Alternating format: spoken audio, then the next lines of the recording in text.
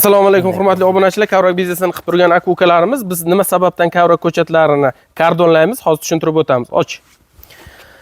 Asosiy kavrak mana kavrakning razmeri baklashka 10 litrlik baklashkani qopqog'iday bo'ladigan bo'lsa, eniga 25 sm, bo'yiga 30 sm kardonni kesib olasizlarda, ustiga 3 burchak shaklida qilib kavrakning ildizini ustiga yopib qo'yasizlar. Yopib qo'yilganidan keyin Yopib qo'yilganidan keyin xonadonda uchraydigan kesak bilan ikkita yonini bostirib qo'yasizlar. Nima sababdan bostirib qo'yiladi?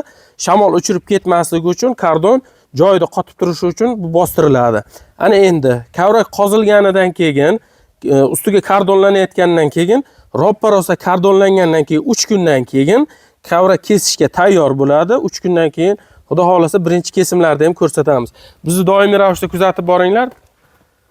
YouTube'da, ijtimoiy tarmoq, Instagramlarda bizni kuzatinglar.